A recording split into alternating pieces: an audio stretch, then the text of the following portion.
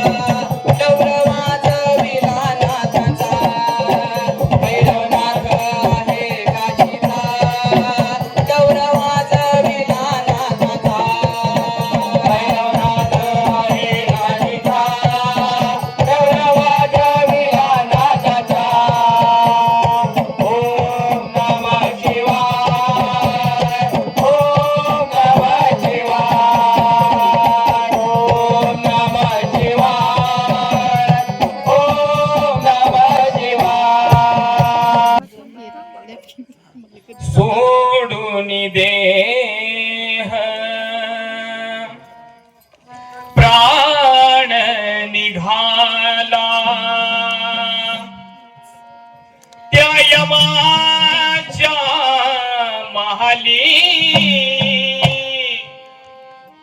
मज आठवण भैरीची झाली, मज आठवण काळाची झाली, मज आठवण भैरीची झाली, मज आठवण भैरीची झाली, मज आठवण काळाची झाली, मज आठवण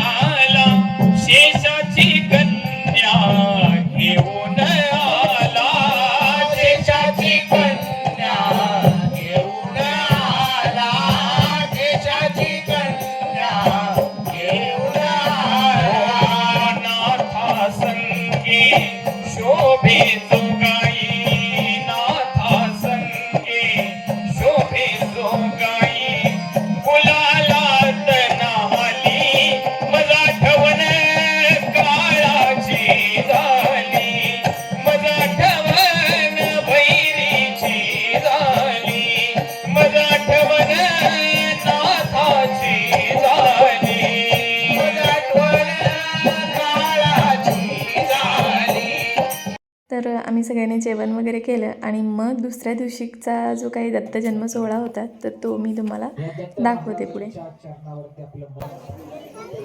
मन लागो रे लागो रे, मन लागो रे लागो रे, मन लागो रे लागो रे, मन लागो रे लागो रे, गुरु चरणी मन लागो रे माझे गुरु भजनी, मन लागो रे माझे गुरु भजनी, मन लागो रे मन लागो रे मन लागो रे मन लागो रे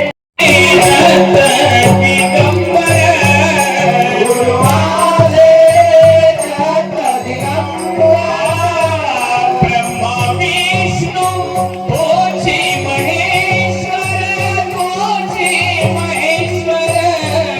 ब्रह्मा विष्णू तोची महेश्वर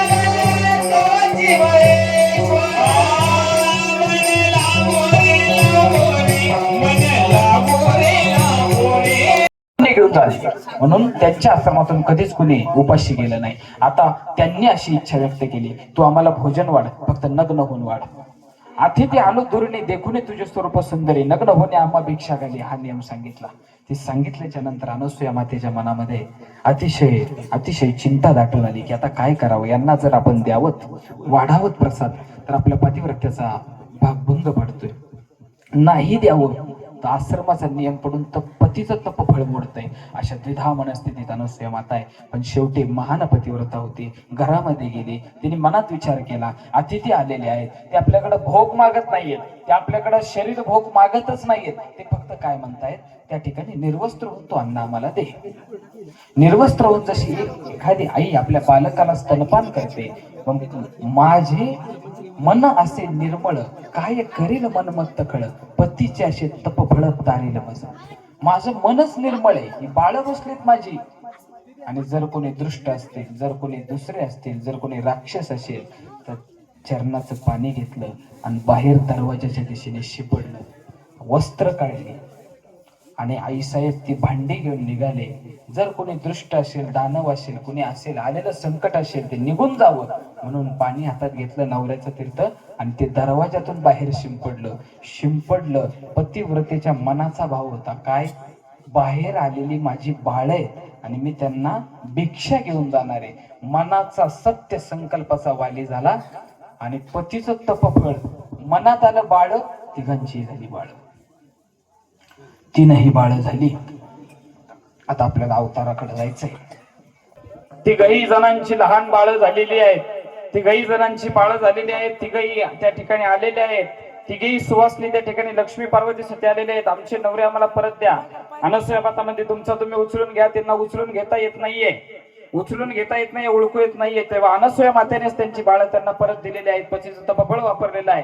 त्यावेळेला ब्रह्मा विष्णू महेश म्हणले आमच्याकडून काहीतरी तू मागून घ्यावं, सत्यपतिव्रता तू आहेस, आमच्याकडून तू काहीतरी मागून घ्यावं. मागून घेतलेलं आहे. अनसूया मातेने न मागता अतिऋषींनी मागितलेले आहे की आमच्या घरी तुम्ही पुत्र रूपाने तिघांना उत्पन्न व्हावं, तुम्ही तिघांनी पुत्र म्हणून माझ्या पोटी यावं. त्याच्यानंतर दिवसामासा बाळ राहिलेला आहे. पहिला अवतार शिवाचा अवतार झालेला आहे, शंकराचा अवतार, दत्त महाराजांचा मोठा भाऊ दुर्वास ऋषी जन्माला आलेले आहेत. त्याच्यानंतर दत्त महाराजांचा धाकटा भाऊ ब्रह्मस्वरूप कोण चंद्र देवता जन्माला आलेला आहे. आणि त्याच्यानंतर श्री हरी गुरुदत्त नारायण या पृथ्वी तलावरती अवतार झाले. ते मार्गशीर्ष शुद्ध पौर्णिमा रोहिणी नक्षत्र, ऋतुकाळ हेमंत नक्षत्र रोहिणी, पूर्ण तिथी पौर्णिमा.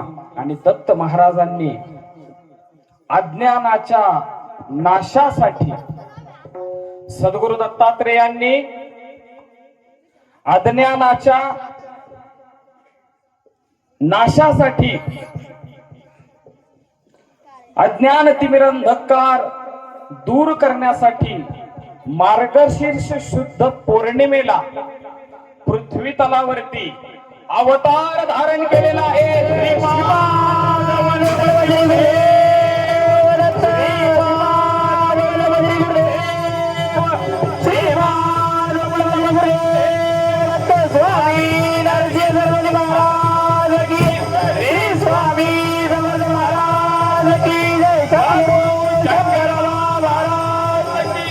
गुरुदेव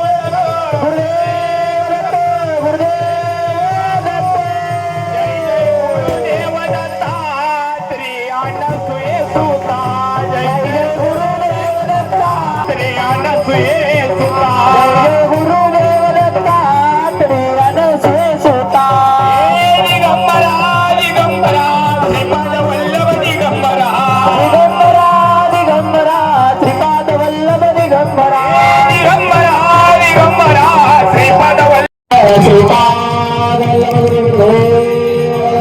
श्रीपाद